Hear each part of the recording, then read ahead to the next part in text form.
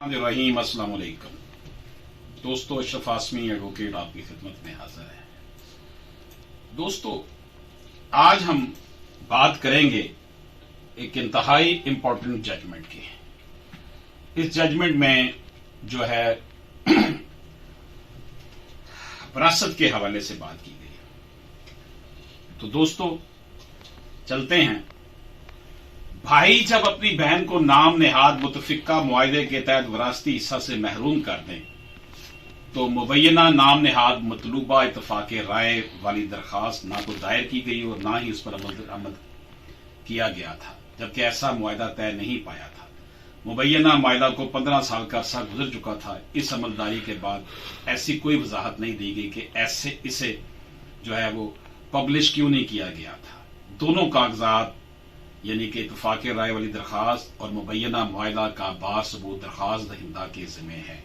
ये बात आर्टिकल 117 कानून शहादत ऑर्डर 1984 के तहत है, लेकिन इसने ये जिम्मेदारी नहीं निभाई।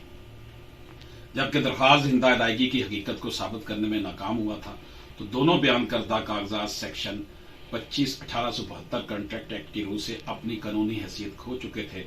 दरखास्त मा अखराजात खारिज कर दी गई। मतलब ये है कि दरखास्त दहिंदा भाई मुसलसल गैर जरूरी मुकदमाबाजी के जरिए अपनी बहनों को इनके वरासती हक से महरूम रख रहा था। इनमें से एक बहन ने जिसने दरखास्त दहिंदा भाई के साथ मुबैना इत्तफाक राय का मुआहदा किया था, वो वफात पा गई थी। इस महरूमा बहन के कानूनी वारिस भी मां के वरासती हक से 45 साल से जायद अरसा से महरूम रहे। दरखास्त दहिंदा का यह अमल न सिर्फ कानून के मुनाफी है बल्कि अल्लाह ताला के अहकामात के भी खिलाफ है। शरीयत इस बात को वाज़ेह तौर पर बयान करती है कि मुतवफ़्फ़ी की वफ़ात के फौरन बाद इसके कानूनी वारसान इसकी विरासत के हकदार बन जाते हैं। मरहुमा बहन के विरासती हिस्से का तयन कुछ अमलाक में अदालत ने कर दिया था, ताहम दरखास्त दहिंदा ने मुबैना इत्तफाक राय के मुआहदे की दरखास्त पेश कर दी और इसके काफी अरसा बाद मुबैना मुआहदा भी मुंसलिक कर दिया, मगर इसकी कोई वजाहत पेश न कर सका। मुबैना इत्तफाक राय वाली दरखास्त ना तो दायर की गई थी और ना ही इस पर कोई अमलदारी हुई थी। मुबैना मुआहदा पर भी कोई अमलदारी नहीं हुई थी। ये मुबैना मुआहदा 16 अक्टूबर 1993 को तय पाया था, जबकि इसे 15 साल बाद 2008 में सामने लाया गया था। इस मुआहदा में रकम के अंदराज की जगह खाली थी।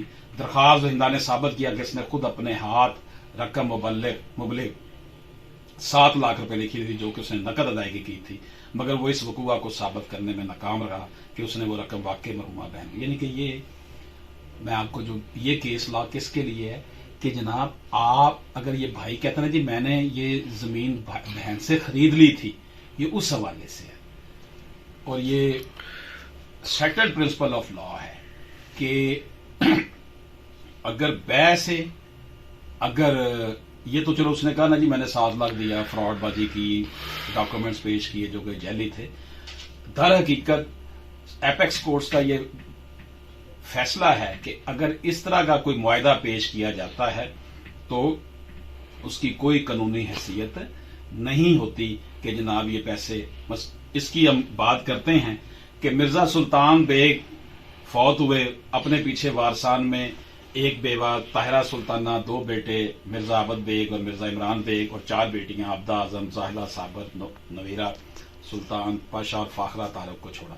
अपने वालिद की अमलाक और असाजात से मुतल्लक एक मुकदमा वर्खा 20 मई 1980 को आबदा आजम दरखास्त दहिंदा नंबर 1 और जाहिदा साबर दरखास्त दहिंदा नंबर 2 की जानब से दायर किया गया था। उन्होंने इस मुकदमा में इस जायदाद का जिक्र किया जो उनके वालिद छोड़ गए थे और शरीयत के मुताबिक अपने हिस्से का उन्होंने तकाजा किया था। मुकदमे का फैसला 26 मार्च 1992 को हुआ, जिसमें 2 जायदादों का जिक्र था। वो ये कि मकान था गार्डन टाउन का, जिसकी बुमायत 6 कनाल अराजी और राम गली नंबर 2 में वाक़ एक दुकान थी। मिर्जा अबद बेग ने इस फैसले के खिलाफ अपील जमा करा दी और एक दूसरी अपील उसकी मां, भाई, 2 बहनों नवीरा पाशा और फाखरा तारक की जानब से जमा करा दी। मिर्जा अबद बेग की तरफ से नजरसानी की अपील दायर कराई गई और इसी सिलसिले में उसने अपनी बहन आबदा आजम से एक मुआहदा कर लिया कि वो बाइवज 14 लाख रुपए अपना दावा वापस ले और मज़कूरा मुकदमा को निपटा दिया। यानी कि उसने ये साबित किया कि मैंने उसको हिस्सा पैसों की सूरत में दे दिया है और ये अब इसका इससे कोई ताल्लुक नहीं है। मज़कूरा جواب دہندگان اور ان سے پہلے ان کے والدہ اس وراثت سے 45 سال تک محروم رہے تو ہم یہ توقع کرتے ہیں کہ اگر یہ معاملہ عملداری کی عدالت میں جائے تو عمل کو یقینی بنایا جائے کہ مزید تاخیر اس میں نہ کی جائے، یعنی کہ ان کو ان کا حصہ دیا جائے۔ ہم کسی طور پر، اس عدالت نے کہا، سپریم کورٹ نے اس سے چشم پوشی نہیں کر سکتے کہ عام طور پر خاندان کے مرد حضرات اپنی خواتین کو ان کے قانونی وراثتی حق سے محروم کرنے کی کوشش کرتے ہیں، جو کہ سرین قانون اور شریعت کے خلاف ہے۔ صنف ناظر کو اس عمل پر مجبور کیا جاتا ہے کہ وہ از خود اپنے حق سے دستبردار ہو جائیں۔ یہ عدالت غلام علی کے مقدموں میں اپنا فیصلہ سناتے ہوئے واضح کر چکے کہ خاندان کی خواتین کی طرف سے دستبرداری عوامی پالیسی اور شریعت کے خلاف ہے، یعنی کہ اگر آپ خاتون سے دستبرداری کروا لیتے یا کہتے ہیں کہ اس نے پیسے لے کے یا اپنی پراپرٹی سے دستبردار ہو گئی یا ویسے چھوڑ دیے تو یہ غلط ہے۔ یہاں زیر بحث اسلامی نقطہ نظر کے تحت قانون کی طرف سے اپنے وراثتی حق سے نام نہاد دستبرداری جیسا کہ اس معاملے میں ہوئی بغیر شک و شبہ اسلامی قانون کے حوالے سے عوامی پالیسی کے خلاف ہے۔ مزید یہ کہ اسلام ارتکاز دولت کے خلاف اور اسلامی نظام معیشت میں دولت کی گردش کے مواقع کی حوصلہ افزائی کی جاتی ہے۔ دوستو، آپ کی خدمت میں جو میں نے امپورٹنٹ پوائنٹ پیش کیا ہے وہ یہ ہے کہ اگر بہن سے یہ کہہ دیا جائے جی اس نے تو پیسے لے لیے، یا دیکھیں فراڈ سے کوئی کاغذ لکھ کے لے آیا جی یہ دستبردار ہو گئی، اس نے پیسے لے لیے، کمپرومائز کر لیا، یا اس نے کہا جی یہ ویسے مجھے دے رہی ہے، دستبردار ہو گئی، یا مجھے اس نے بیچ دی ہے، تو اس کی قانون کی میں کوئی حیثیت نہیں، کیونکہ it is against the public policy according to the Constitution of Pakistan.